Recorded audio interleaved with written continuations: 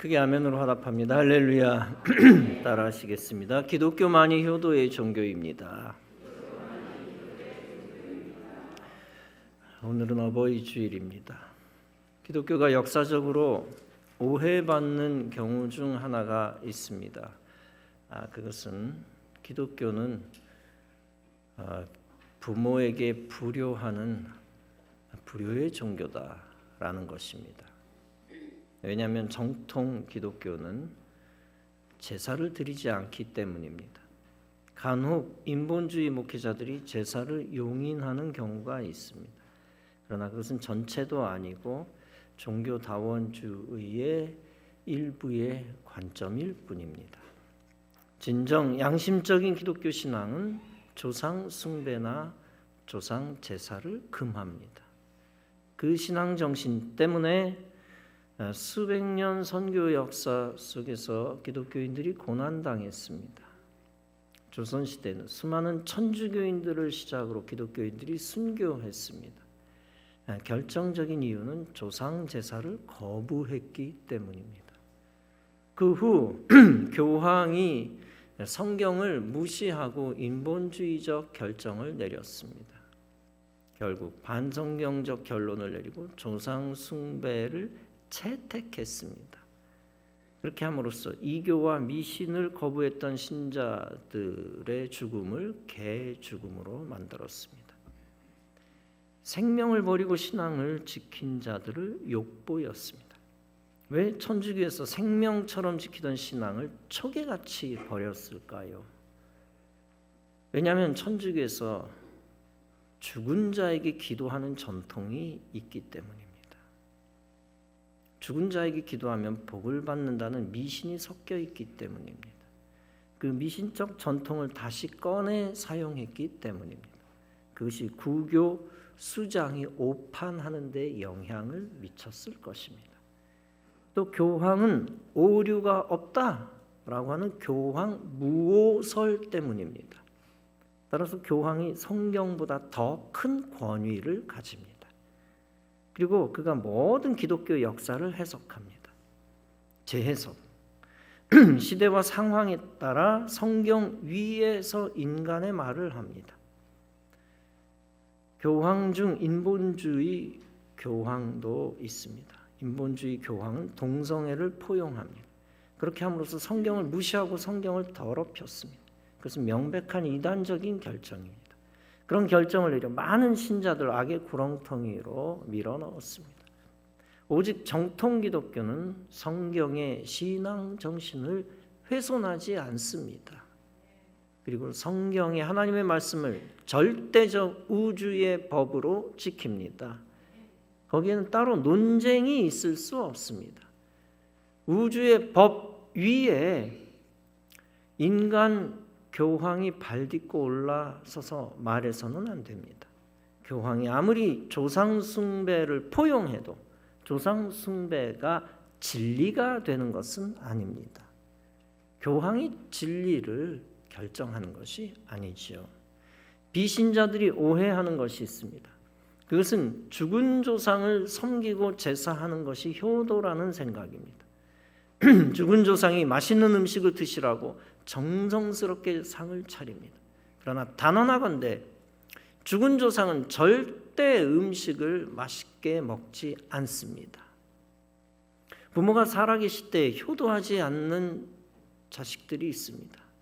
그들 중에서 부모가 죽은 후에 제사 드린다고 사력을 다하는 자들이 있습니다. 제사를 통해서 효도한 것처럼 덮어쓰기 하려고 하는 겁니다. 제사를 잘 드린다고 그가 절대 효자되지 않습니다. 오직 효도는 부모가 살아계실 때만 가능한 것입니다. 그리고 부모가 살아계실 때 잘해드리는 것만이 효도입니다. 바로 기독교가 강조하는 것이 이것입니다. 기독교는 이단 종교나 미신 종교와 다릅니다. 기독교는 반드시 부모가 살아계실 때 최선을 다해 부모를 섬깁니다.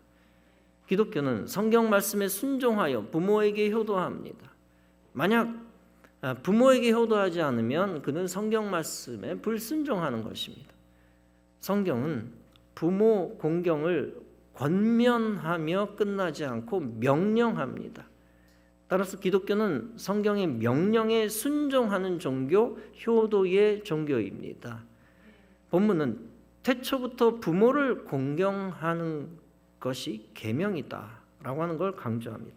본문은 10계명 중 하나입니다. 본문은 말씀합니다. 네 부모를 공경하라. 그리하면 네 하나님 여호와가 네게 준 땅에서 네 생명이 길리라. 자녀와 부모와의 관계는 단순한 인간 관계가 아닙니다. 그것은 하나님과 자녀와의 관계의 모형입니다. 따라서 하나님은 우리 인생에게 명령하십니다. 하나님을 섬기는 방식으로 네 부모를 섬기라.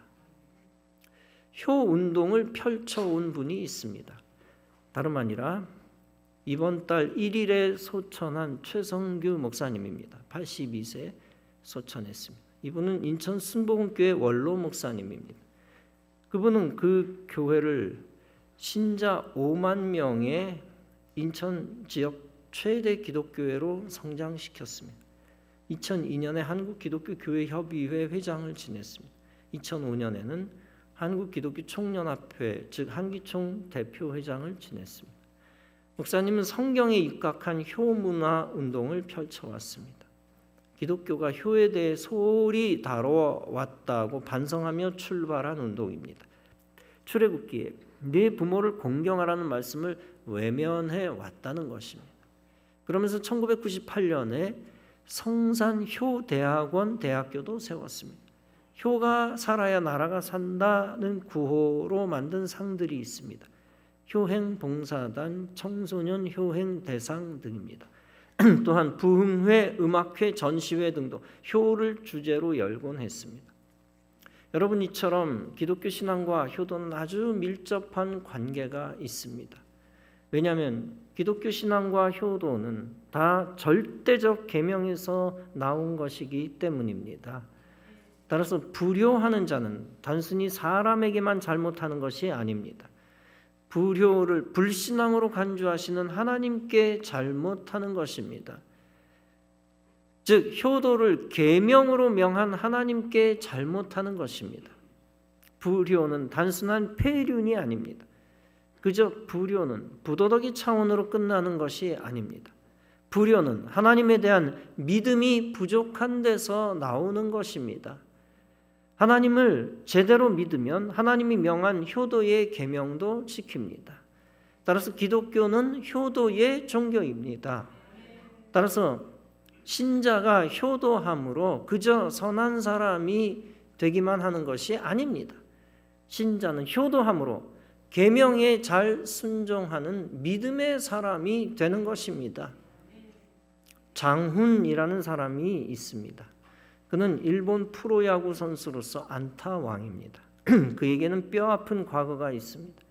1945년 8월 6일 히로시마에서 원자폭탄을 맞았습니다. 히로시마 시민의 40%, 15만 명 이상이 죽음을 당했습니다. 대참사였습니다. 번쩍 쿵 한 후에 정신을 차렸을 때입니다.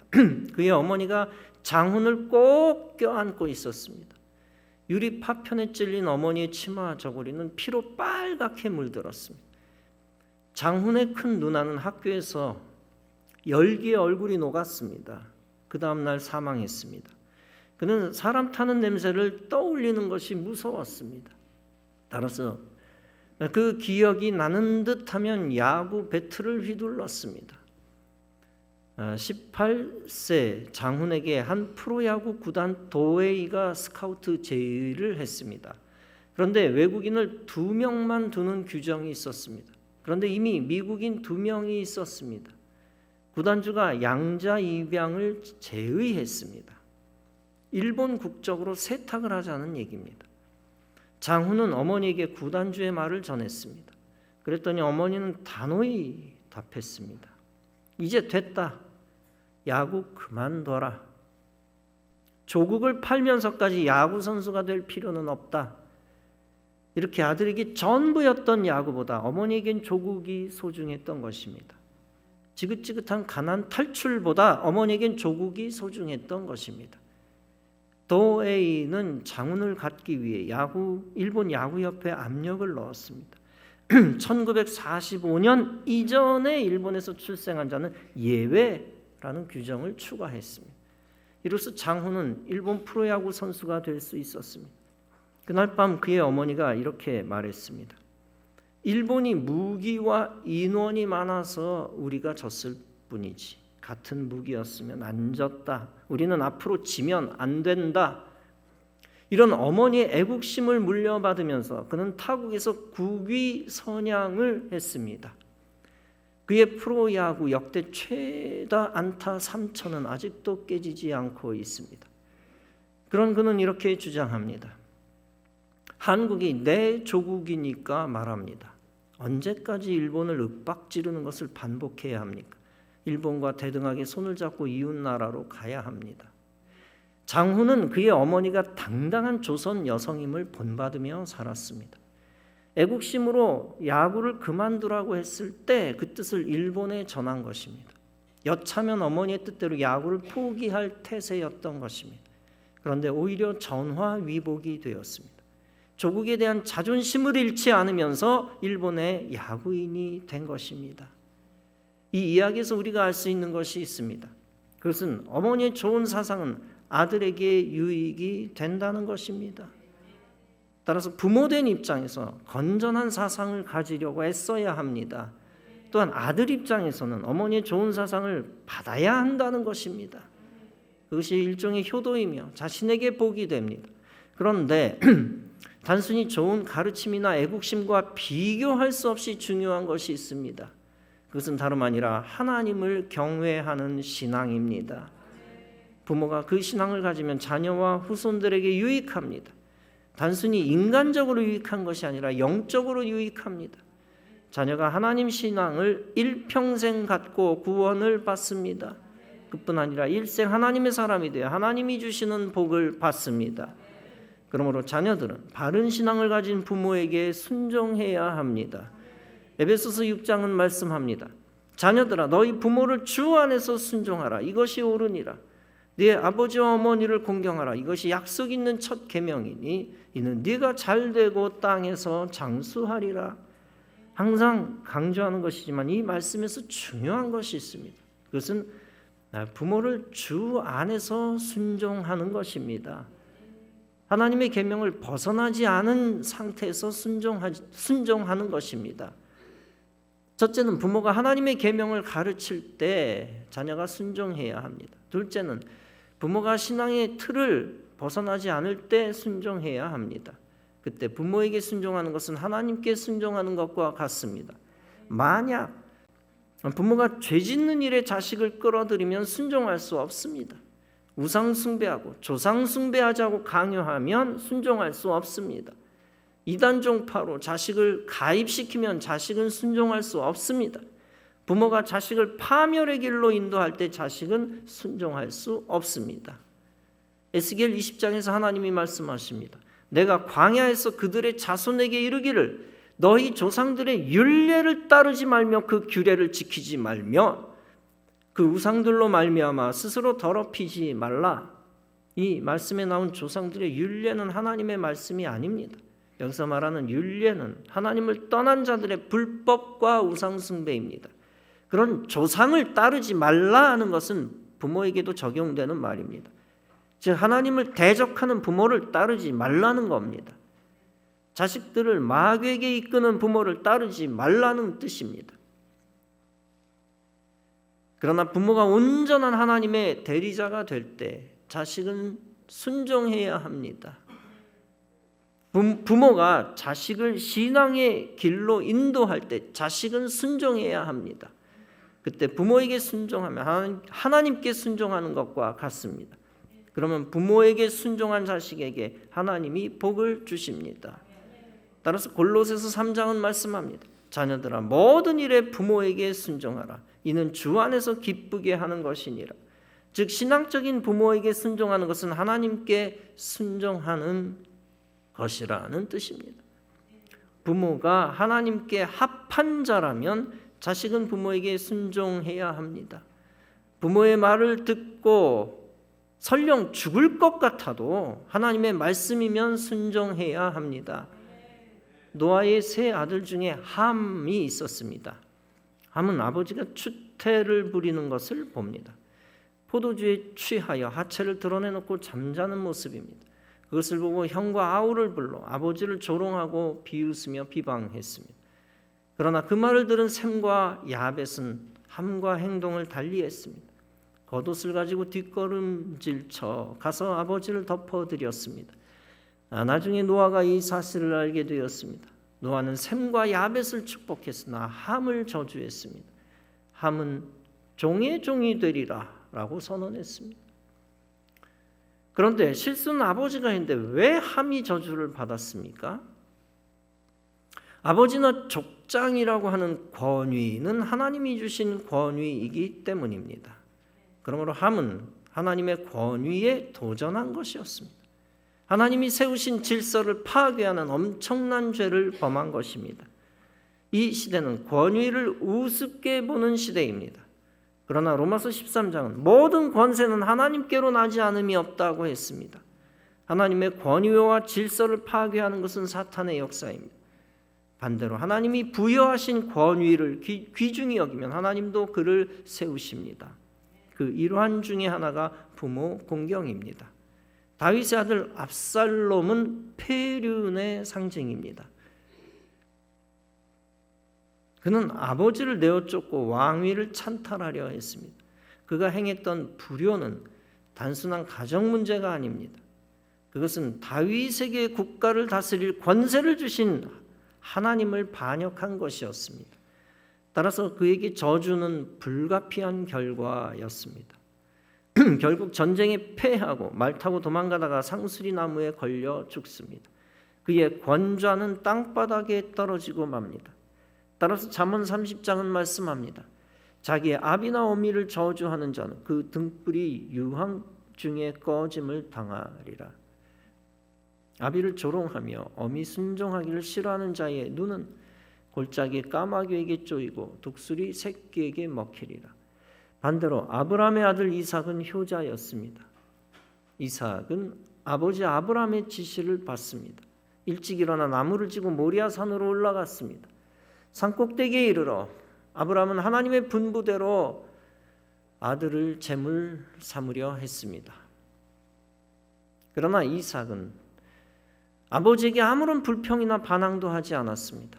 믿음의 조상 아버지 아브라함을 전적으로 신뢰하며 아버지의 뜻을 따랐습니다. 이렇게 아버지를 따른 아들 이삭은 참된 효자의 본보기가 됩니다. 아브라함 자신이 하나님께 순종하는 삶을 살았습니다. 그런 삶을 살았기에 그의 아들이 그에게 효도한 것입니다. 이삭은 신부를 얻을 때도 아버지의 뜻을 따랐습니다. 아버지 아브라함은 아들 이삭을 위하여 지시합니다. 창세기 24장에서 아브라함은 늙은 종에게 이렇게 지시했습니다. 너는 가나안 족속의 딸 중에서 내 아들을 위하여 아내를 택하지 말고 내 고향 내 족속에게로 가서 내 아들 이삭을 위하여 아내를 택하라. 여기서 순종한 이삭은 축복의 결혼을 합니다. 이삭은 나중에 하나님의 축복을 많이 받습니다. 창세기 25장은 말씀합니다. 아브라함이 죽은 후에 하나님이 그 아들 이삭에게 복을 주셨고, 즉 효자인 이삭에게 하나님이 복을 주셨다는 것입니다. 창세기 26장은 말씀합니다. 이삭이 그 땅에서 농사하여 그 해에 100배나 얻었고 여호와께서 복을 주심으로 그 사람이 창대하고 왕성하여 마침내 거부가 되어 이삭이 그곳을 떠나 그랄 골짜기 장막을 치고 거기 우거하며 그 아비 아브라함 때 팠던 우물들을 다시 팠으니 이는 아브라함 죽은 후에 블레셋 사람이 그 우물들을 메웠습니다. 이삭이 우물을 팔 때도 아버지를 먼저 생각했습니다. 이삭은 제일 먼저 아버지의 그 우물들을 다시 팠습니다. 이삭은 태어나서부터 마지막까지 아버지에게 효자였습니다. 이 같은 이삭의 효심을 본받는 후손들은 이삭 같은 복을 받습니다. 미국 필라델피아에 효성이 지극한 소년이 살고 있었습니다. 그런데 그 가정이 너무 가난했습니다. 따라서 어머니가 생계를 위해 물건을 배달하는 일을 했습니다. 어머니는 무거운 가방을 들고 배달 다녔습니다. 그런 어머니를 보고 그 소년은 가슴이 아팠습니다. 그러던 어느 날 어머니의 수고를 덜어드릴 방법이 없을까 궁리했습니다. 그러다 종이로 가방을 접었습니다. 편리하고 가벼운 종이백이 그때 탄생한 것입니다. 그것으로 어머니의 수고가 덜어졌습니다. 그뿐 아니라 전 세계로 퍼져나가 그는 큰 부자가 되었던 것입니다. 그때가 1887년이었고 그 소년의 이름은 찰스 스틸웰입니다. 사랑하는 성도 여러분, 기독교는 거짓 효도를 배격하는 진정한 효도의 종교입니다. 죽은 부모에게 효도하는 미신을 배격합니다. 오직 살아계신 부모에게 효도하는 것을 강조하는 생명의 종교입니다. 기독교는 죽음의 잔치가 아니라 생명의 잔치입니다. 하나님의 절대 명령 10계명이 부모를 공경하라 했습니다. 하나님이 택한 축복의 사람들이 믿음의 부모에게 순종하며 효도했습니다. 신구약의 모든 말씀이 부모 공경이 축복의 뿌리임을 알려주었습니다. 그리고 그 원리를 믿고 따른 믿음의 선조들이 대대로 복을 받았습니다. 여러분 모두 성경이 가르치는 대로 효도하여 참된 기독교인이 되시기 바랍니다. 성경 말씀대로 부모 공경하여 미신을 이기고 하나님의 뜻을 이루시기 바랍니다. 효도를 세상의 방식이 아니라 하나님의 방식대로 실천하시기 바랍니다. 그리하여 기독교가 생명의 종교, 효도의 종교임을 증명하며 사시기 바랍니다. 일생 효도 계명에 순종하는 삶을 사시기 바랍니다. 그런 삶을 통하여 믿음을 키우고 계명대로 복을 받는 성도 여러분 다 되어지시기를 주님의 이름으로 축원합니다. 기도하시겠습니다.